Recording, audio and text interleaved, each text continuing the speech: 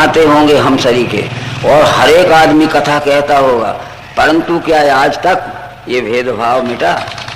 अवतार को हमने जाना ही नहीं, अवतार के ज्ञान को नहीं जाना, इसलिए अवतार के ज्ञान के अनुसार हमारा व्यवहार नहीं चल रहा है संसार का। ये केवल कथाएं पढ़ने से अथवा कथाएं सुनाने से आज तक हमारे रोग नहीं गया। वो दवाई ही नहीं थी कि कथाएं सुनाते जाओ और सुनते जाओ। हमारा जो धर्म का रोग था, जो कुछ उनमें लिखा हुआ है उसके अनुसार हमारा संसार का व्यवहार होना चाहिए। ग्रंथ का नाम है रामचरितमानस। रामचरितमानस यह नामा सुनत श्रवण या है विश्रामा। रामचंद्र जी का ज्ञान, रामचंद्र जी का गुण और रामचंद्र जी का चरित्र लिखा है। तो उस ग्रंथ को पढ़ने पर हमारे अंतःकरण में निश्चय आना चाहिए कि राम का ज्ञान क्या है, राम का गुण क्या है और राम का चरित्र क्या है। ये संस्कार हमारे में नहीं आए तब तो एक बात है कि पुस्तक पढ़ना ही हमारा समय काटू हो जाएगा और हमारा भ्रम नहीं गया।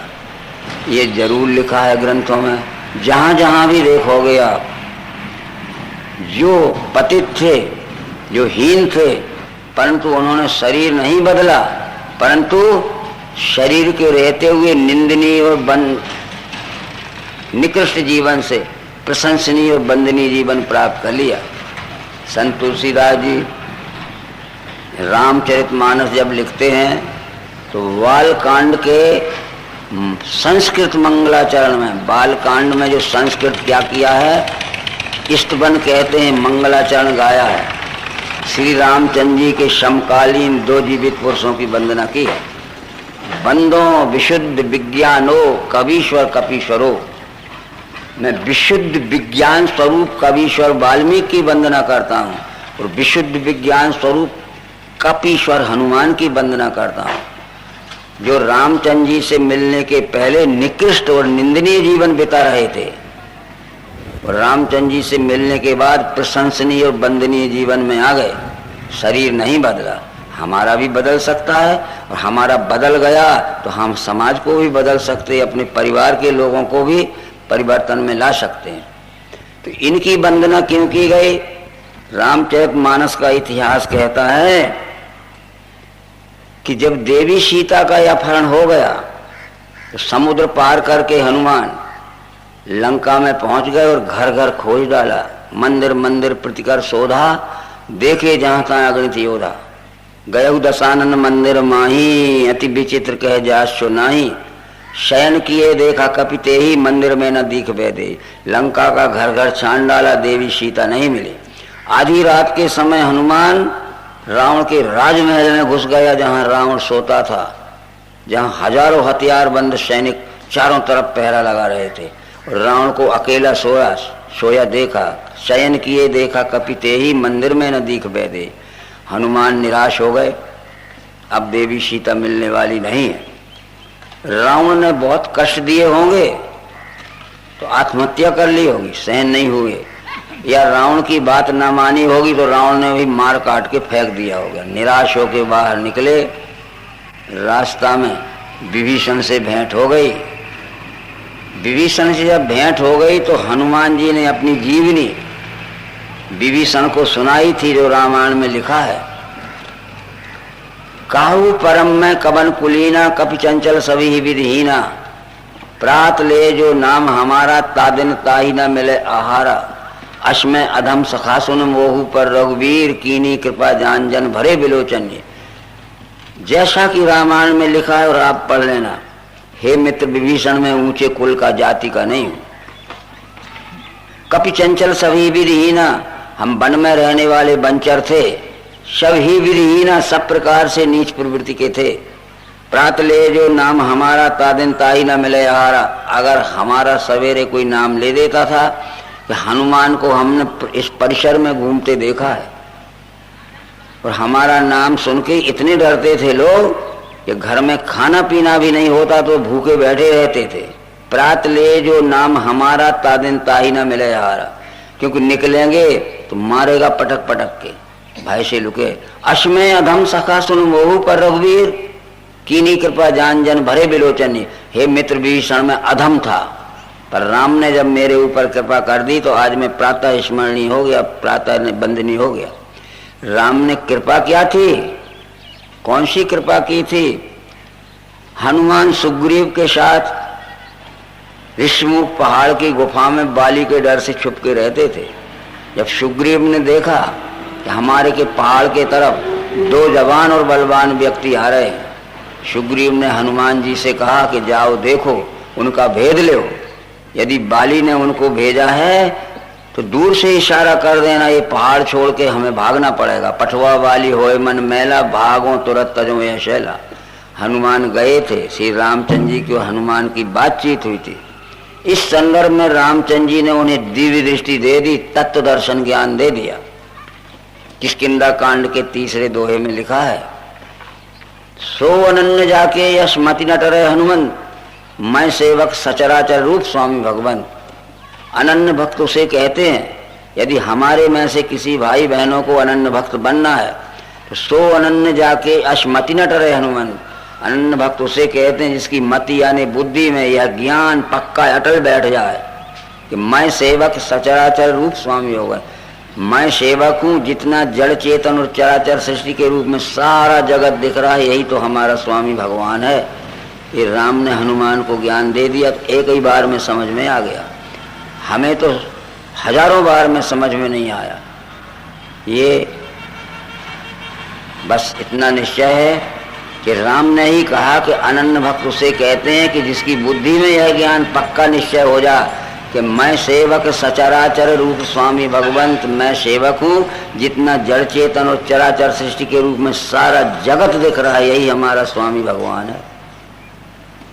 ये जगत में भगवान देखा। कहिए हम कहते जगत झूठा है, जगत झूठा है, राम ही कह रहे, और रामायण पढ़ के हम देख लेंगे। इसी प्रकार से अवश्य ही वाल्मीकि को कहा कि बंदो विशुद्ध विज्ञानो कवीश्वर, कवीश्वर यानी वाल्मीकि, और कपीश्वर यानी हनुमान। वाल्मीकि डाकू था, लुटेरा था, वाला नाम था, जात का कोली था, अछूत था, बड़ा हिंसक था, बड़ा क्रूर था, बड़ा दुष्ट था, वो जन्म जीव घातकी था, जन्म से ही बड़ा क्या था, हिंसक था। जिसको पकड़ा मारा पीटा छुड़ा लिया, मारो या हाथ पांव टूटा। समय हमारी जिंदगी में भी आता है, हम गफलत से छोड़ देते हैं। उनके प्रारब्ध बदलने का जब समय आया तो कुछ ज्ञानी ऋषि मुनियों को जाना था, रास्ता एक ही था और जाना जरूर था।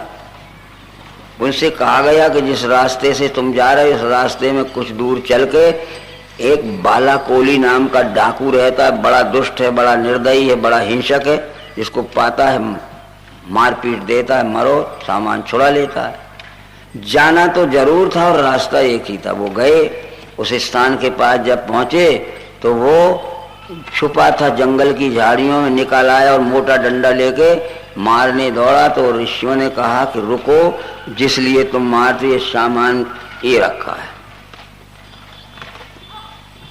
एक काम करो, तुम बहुत अच्छे व्यक्ति दिखते हो, इस सामान को अपने घर में ले जाओ और अपनी पत्नी और बच्चों से पूछना, परिवार से, कि तुम्हारे लिए आज तक हमने सैकड़ों लोगों को बड़ी निर्दयता से, बड़ी क्रूरता से, बड़ी दुष्टता से मारा पीटा। इसका फल जब मुझे भोगने को मिलेगा तो तुम शामिल रहोगे नहीं?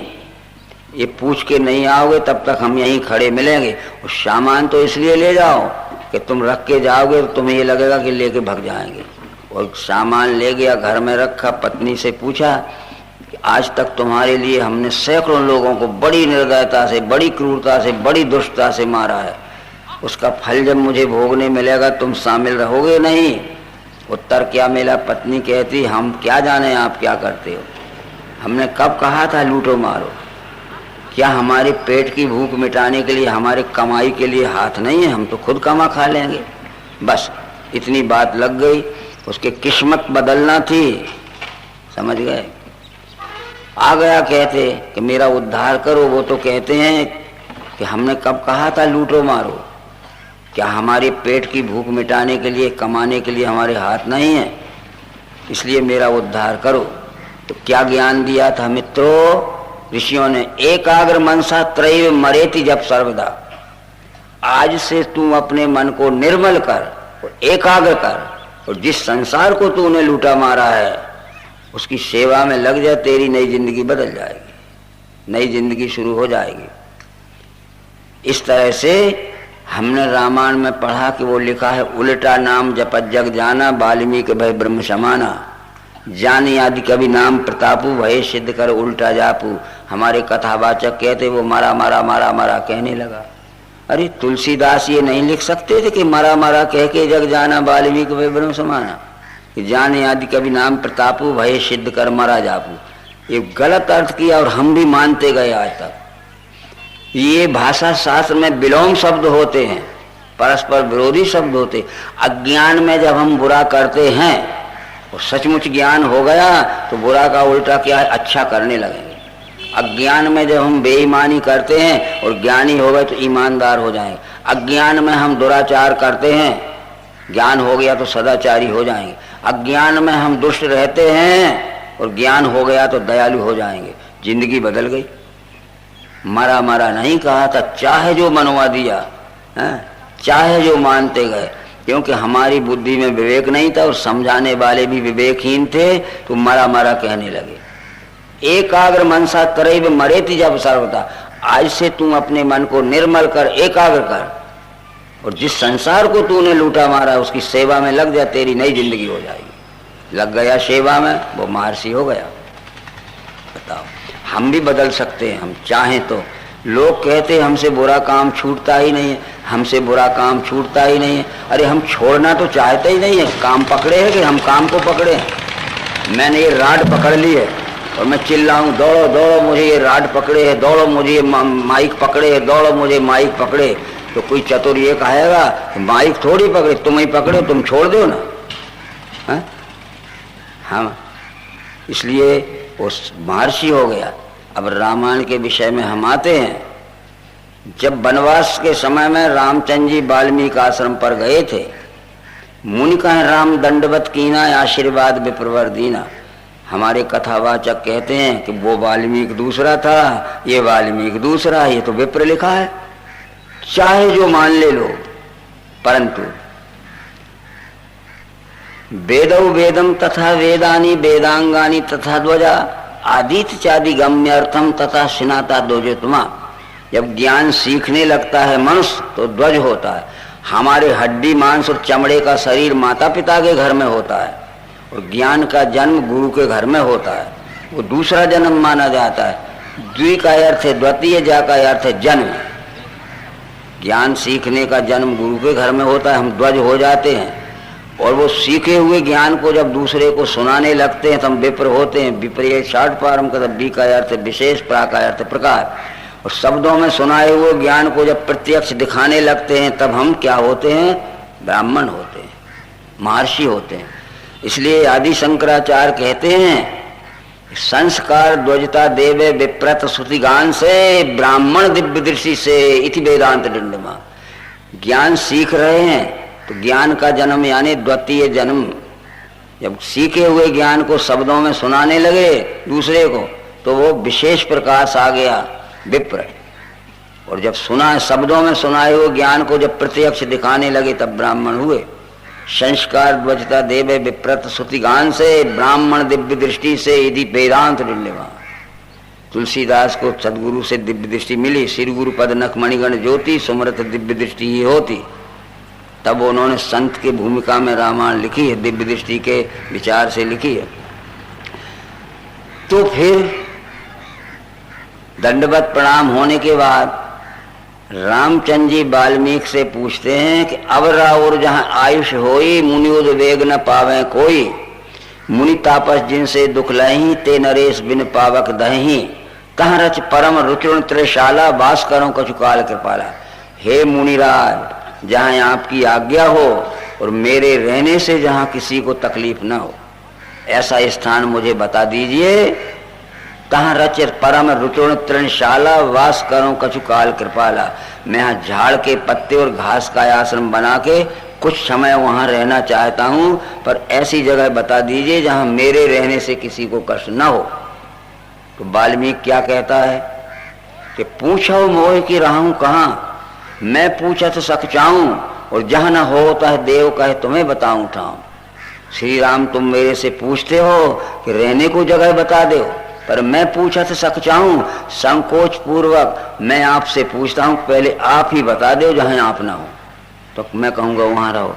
अरे पहले राम सब में दिखता होता तो डाकू काय को होता। ज्ञान मिलते ही राम सब में दिखने लगा तो वाल्मीकि कहने लगा कि पूछो मोह की राहूं कहाँ, मैं पूछत सक चाहूं,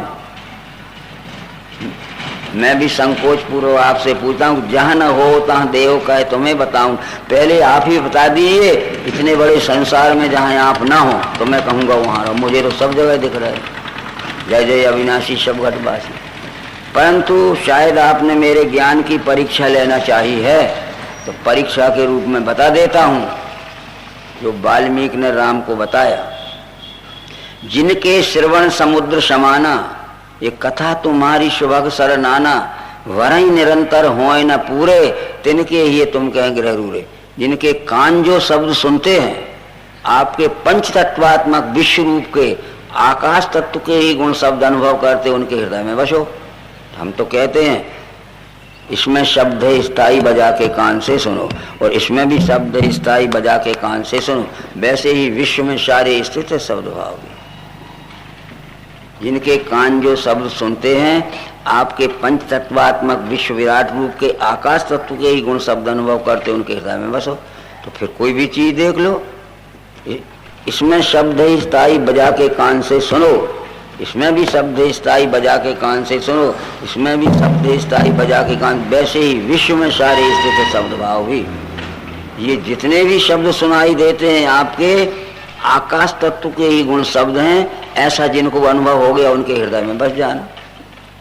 दूसरी बात वाल्मीकि कहता है कि लोचन चातक जिनका राखे, राही दरस जल धरे अभिलाषे, निध रही सरस सिंधु सरवारी, ये रूप बिंदु लख होए सुखारी। जिनकी आंखें जो रूप देखती हैं चारों तरफ, शत्रु मित्र जाति पाति छुआछूत नहीं देखती हैं।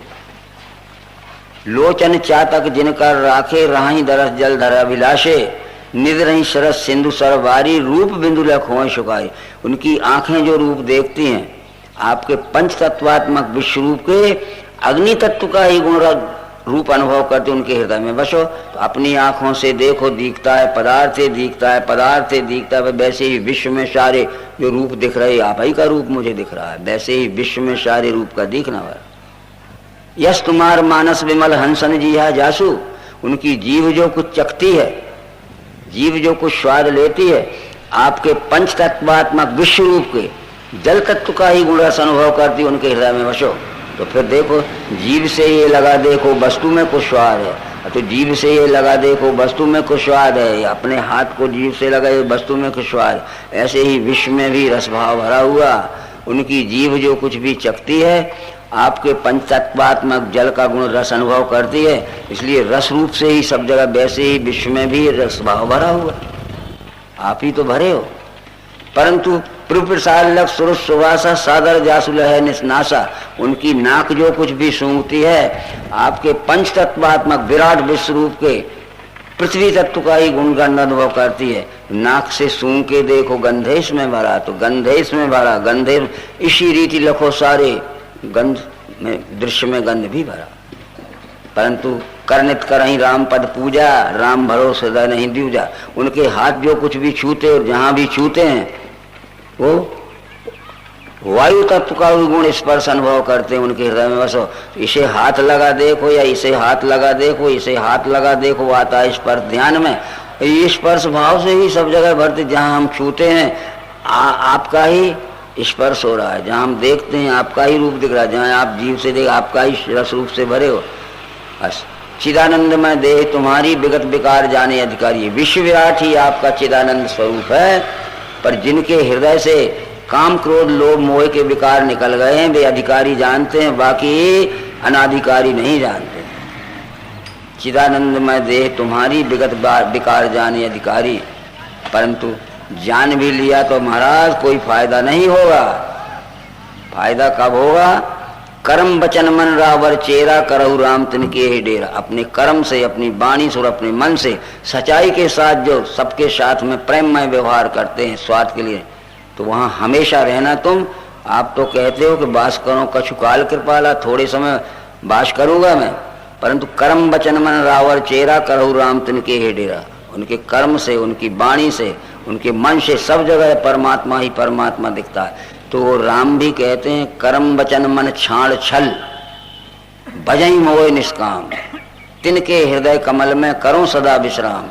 अरे जिनके हृदय में ज्ञान हो गया तो उनके सब कर्म वचन मन से भेदभाव रहित व्यवहार होने लगते हैं।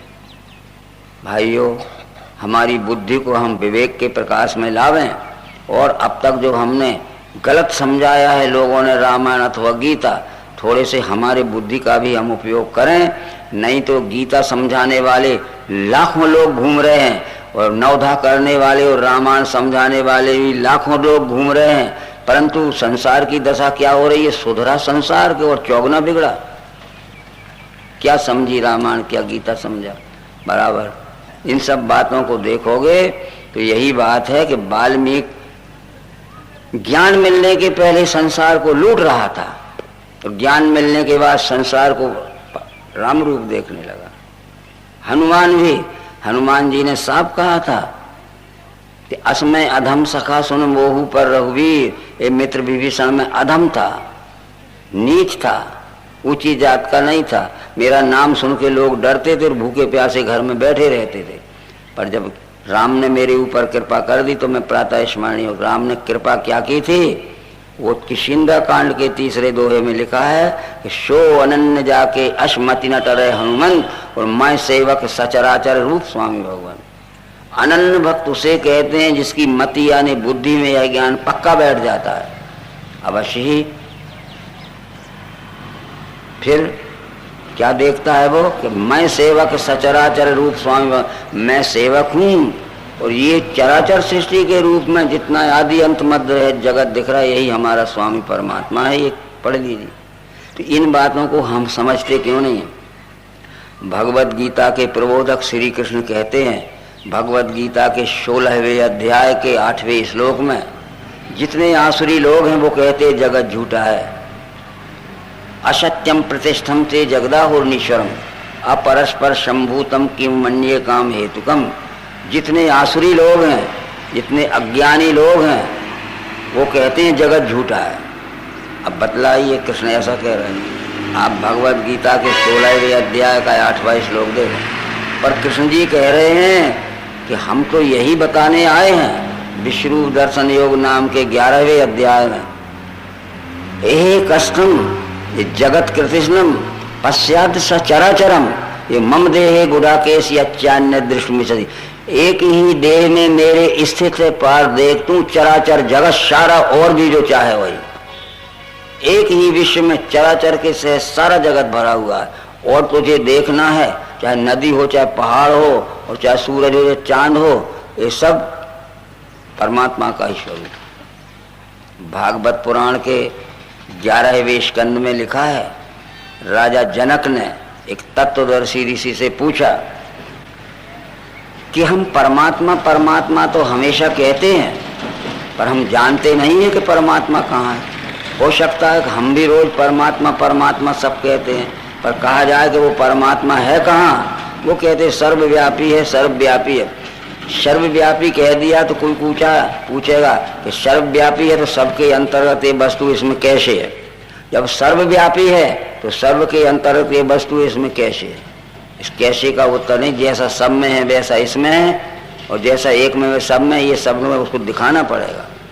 इसलिए निश्चित है कि ये ज्ञान जो है बगैर दिव्य दृष्टि के नहीं हो सकता। व्याप्त है सम सर्वत्र परमात्मा यह देख के, फिर आत्म प्रेम नहीं त्यागे वो पावे परम गति, कृष्ण जी कह रहे।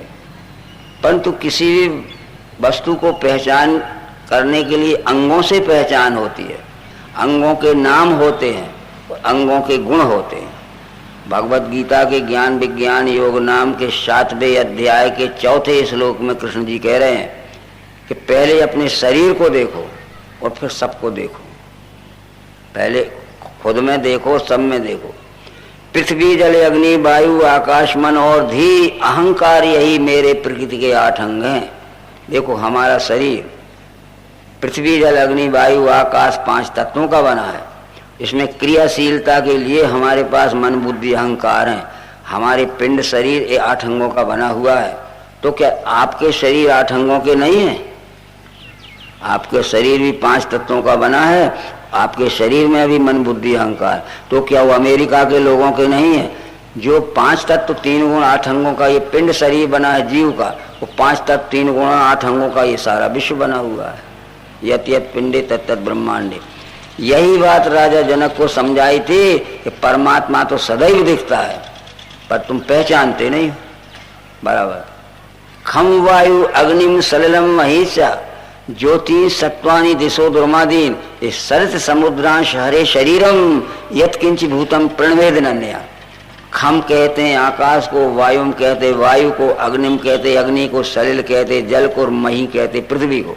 देखो पृथ्वी जल अग्नि वायु ये अनंत विस्तार में 5 तत्व दिख रहे हैं। ज्योतिष जितनी प्रकाशवान चीज है, सूर्य नक्षत्र तारे, दिशा जितनी 10 दिशाएं हैं, पूरब पश्चिम उत्तर दक्षिण ईशान अग्नि नैऋत्य वायव्य नीचे ऊंचे, और जितने भी ये द्रुमयादीन हैं, द्रुम कहते हैं लता बेल वनस्पति पौधे झाड़, शरित एक नाली में बहते हुए छोटी सी पानी से लेकर महानदी तक, समुद्रांश गड्ढे में भरे हुए पानी से लेकर महासमुद्र तक, यही तो सब परमात्मा का शरीर है। देखो ना, पहचानते नहीं। ये भी उत्तर दिया गया था। अब परमात्मा दिखता ही है और किसको पहचानोगे? बस ये सर्वांग योग की युक्ति में लिखा है। इस विषय पे प्रायोगिक प्रक्रिया द्वारा समझाया जाएगा। तो किसी वस्तु की पहचान अंगों से होती, अंगों के नाम होते हैं, अंगों के गुण होते हैं। अंग हैं 8, क्षर में अंग हैं 8, अष्टांग क्षर साकार, भिन्न प्रकृति अष्टधा। 8 अंगों के नाम हैं पृथ्वी जल अग्नि वायु आकाश मन बुद्धि अहंकार। 8 अंगों के गुण हैं। पृथ्वी का गुण गंध है, जल का गुण रस है, अग्नि का गुण प्रकाश रूप है, वायु का गुण स्पर्श रूप है, आकाश का गुण शब्द रूप। इसमें हमें 5 गुणों से 5 तत्व देखना है। कोई भी चीज में देख लेना है आप। पृथ्वी का गुण गंध है, यहाँ कैसे देखोगे? नाक से सूंघ के देखो, गंध है इसमें भरा। इसी रीति लखो सारे दृश्य में गंध भी रमा। पृथ्वी तो हमारी आंखों को दिखती है, ये तत्व नहीं, ये 5 का कॉम्बिनेशन है। पर पृथ्वी का मूल तत्व क्या है? गंध तन्मात्रा है। वो आंख से नहीं दिख सकती, हाथ से छू के गंध को नहीं जान सकते, जीभ लगा के गंध को नहीं जान सकते, और कान से सुन के गंध नहीं, केवल नाक से सूंघ के देखो गंध है इसमें भरा। इसी रीति लखो सारे दृश्य में गंध भी हमारा।